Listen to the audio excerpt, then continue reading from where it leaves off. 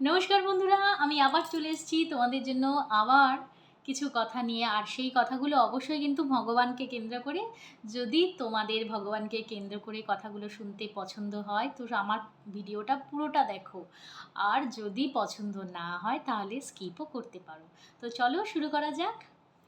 আমি অনেককেই দেখেছি একটা ভগবানের পুজো করে, আবার অনেককে দেখেছি সব ভগবানের পুজো করে। যারা একটা ভগবানের পুজো করে তারা অন্য ভগবানকে পুজো করুক না করুক রেসপেক্ট তো করতে পারে, তাই না?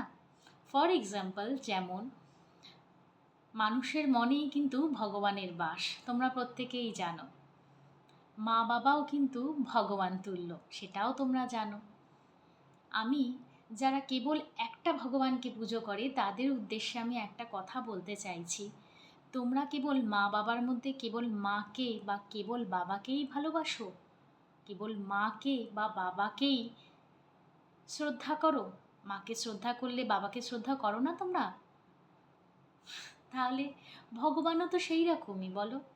আমাদের হিন্দু ধর্মে কত দেবদেবতা আছে।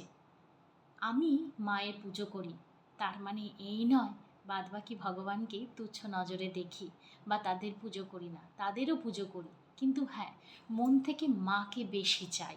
এই আমি অনেক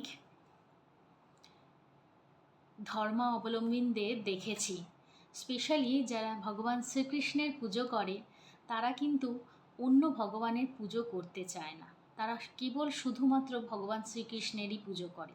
দেখো, ভগবান শ্রীকৃষ্ণের পুজো আমিও করি, আমি নারায়ণেরও পুজো করি, আমি ভগবান রামচন্দ্রেরও পুজো করি। কিন্তু তাদের মনের মধ্যে কেন জানি অন্য ভগবানের প্রতি একটু বিরক্ত। তারা কিন্তু অন্য ভগবানকে আমি কখনো দেখি না তাদের বাড়িতে। যারা ভগবান শ্রীকৃষ্ণের পুজো করে তারা কেবলই ভগবান শ্রীকৃষ্ণেরই পুজো করে। তারা কিন্তু লাড্ডু গোপালের পুজো করে, কিন্তু তারা কিন্তু অন্য কোনো মা লক্ষ্মী, মা কালী, ভগবান শিব, এত কিছু ভগবান আছে, তারা কিন্তু হনুমানজি, কত বা আমাদের তো 33 কোটি দেবদেবী, গুনতে গুনতে হয়তো ভুলে যাব, তারা কিন্তু পুজো করে না। আবার এটা দেখলে না আমার কেন জানি অবাক মনে হয়। আমি মায়ের পুজো করি তার মানে এই না, আমার বাড়িতে আসলে তুমি দেখতে পারবে জগন্নাথ ঠাকুরও আছে, তার পাশে মা লক্ষ্মী বসে আছে, তার বর তো। নারায়ণের পাশে লক্ষ্মী থাকবে না তা কি হয়? ভগবান শিব আসবে, নন্দী থাকবে না তা কি হয়? ভগবান শিব আছে, মা থাকবে না তা কি হয়? হনুমানজি থাকবে না তা কি হয়? গণেশ ভগবান থাকবে না তা কি হয়? শুভতা তো আমাদের গণেশ ভগবানই নিয়ে আসে। কিন্তু কেন জানি না এই নিয়মটা, জানো তো, এই সমস্ত নিয়ম ভগবানরা বানায়নি, মানুষরা বানিয়েছে। কেন বানিয়েছে সেটা আজ পর্যন্ত আমি বুঝতে পারলাম না। আমি কোনো সাধু মহাত্মা আমি সেটা বলছি না, কিন্তু তোমরাই ভেবে দেখো না, ভগবান এতগুলো আছে, বা একজন ভগবানকে তুমি ভালোবাসো বলে বাকি ভগবানের কি তুমি পুজো করবে না? এটা কি কখনো সম্ভব? আমি মায়ের পুজো করি তার মানে এই না যে আমি ভগবান শ্রীকৃষ্ণের পুজো করি না, আমি কিন্তু ভগবান শ্রীকৃষ্ণকেও খুব ভালোবাসি, খুব পুজো করি, আমার মনে তার প্রতিও স্থান আছে। কিন্তু আমি অনেক কণ্ঠীধারীকে দেখেছি তারা কিন্তু ভগবান শ্রীকৃষ্ণের পুজো করে শুধু, বাকি ঠাকুরের পুজো করে না। এইবার দেখো, অপর দিকে দেখো, আমাদের পুরাণ থেকেই হয়ে আসছে, তোমরা হয়তো দেখেছো, ভগবান শিবলিঙ্গের উপরে বেলপত্র থাকে, হ্যাঁ। আর সেই বেলপত্রে কখনো ভালো করে দেখবে রাম নাম লেখা থাকে। রাম কে? যে রাম সেই কৃষ্ণ, সেই লাড্ডু গোপাল, সেই নারায়ণ। তার মানে দেখো, তারা, আমাদের ভগবানরা একে অপরকে কত রেসপেক্ট করে, কত ভালোবাসে। ভগবান শিবলিঙ্গের উপরে রাম নাম লেখা। হনুমানজির অবতার হয়েইছে ভগবান রামের সাহায্যের জন্য, রামের নাম ছড়ানোর জন্য।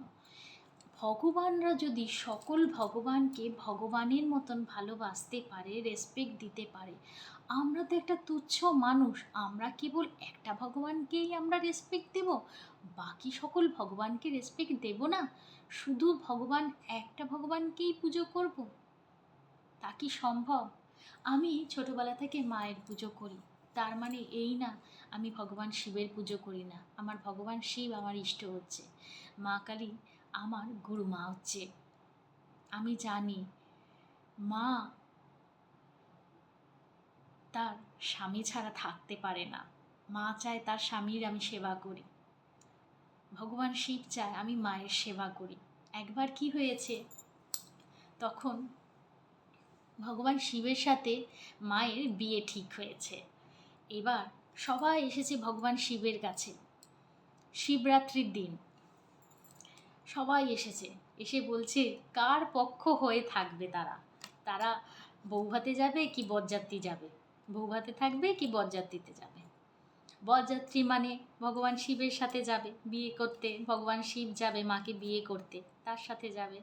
অপরদিকে বউ ভাতে মানে মা ওখানে বসে আছে, সেইখানে বউ ভাতের সব আত্মীয় স্বজন হয়ে থাকবে তারা। তো ভগবান শিবের কাছে তো কী করবে মানুষ বুঝে পাচ্ছে না, সবাই কৈলাসে গেছে ভগবান শিবের কাছে, গিয়ে বলছে এই ত্রিকালদর্শী আমাদের এই একটু সাহায্য করো, আমরা নিজে বুঝতে পারছি না কি করব। মায়ের হয়ে মায়ের সাইডে থাকবো কি তোমার সাইডে থাকবো, তোমার সাথে বরযাত্রী যাব কি মায়ের সাথে কন্যাযাত্রী হয়ে থাকবো, কি করব? কারণ প্রত্যেকেই মা বাবার বিয়েতে অংশগ্রহণ করতে চায়, পুণ্য অর্জন করতে চায়। তখন ভগবান শিব বলেছিল আমার সাথে তার মানে বরযাত্রীতে আমার সাথে যারা যারা যাবে যত না পুণ্য হবে তার থেকে বেশি যে পার্বতীর সাথে থাকবে তার বেশি পুণ্য হবে। মানেটা বুঝতে পারলে? একটা ভগবান আর একটা ভগবানকে কত রেসপেক্ট করে, একটা ভগবান আর একটা ভগবানের পুজো শেখাচ্ছে। অপরদিকে হনুমানজি ভগবান শিবেরই তো রূপ, 11তম রূপ হচ্ছে ভগবানজি হনুমানজি ভগবান শিবের। সে এসেছে পৃথিবীলোকে রাম নাম ছড়াতে, ভগবান রামের সাহায্য করতে। ভগবান শিবই তো এসেছে কার সাহায্য করতে এসেছে? রাম কে? সেই তো ভগবান শ্রীকৃষ্ণ, তারই তো সাহায্য করছে। ভগবানরা একে অপরকে রেসপেক্ট করছে, একে অপরকে সাহায্য করছে, অথচ দেখো আমরা মানুষরা কত স্বার্থপর, আমরা কেবল একটা ভগবানেরই পুজো করি। আমার দৃষ্টিতে প্রত্যেক ভগবানেরই পুজো হওয়া উচিত, কারণ প্রত্যেক ভগবানেরই আলাদা আলাদা স্থান আছে। মা অন্নপূর্ণার স্থান মা লক্ষ্মী নিতে পারবে না কখনো, মা লক্ষ্মীর স্থান মা অন্নপূর্ণা নিতে পারবে না কখনো, প্রত্যেকেরই আলাদা আলাদা। তোমরা যদি চাও সকল কিছু কৃপা দৃষ্টি পেতে, তাহলে অবশ্যই সব ভগবানকে পুজো করবে। তবে হ্যাঁ, গুরু একজনকেই মানা যায়, ইষ্ট একজনকেই মানা যায়। গুরুর কৃপা হলে তুমি ইষ্টের দর্শনও পাবে, তার বিষয় নিয়েও তোমাদের আমি পরে একটা ভিডিও বানাবো। তো যাই হোক, এখানেই কথাগুলো আমি এন্ড করলাম। যদি ভালো লেগে থাকে আমার ভিডিওগুলোকে অবশ্যই সাবস্ক্রাইব করবে, লাইক করবে, কমেন্ট করবে। আর যেটা বলার ছিল, যদি কিছু জানার থাকে সেটা অবশ্যই কমেন্ট সেকশনে লিখবে, আর আমি চেষ্টা করব তোমাদের সেই বিষয়ে কিছু বলা। তো আজকের মতন টাটা।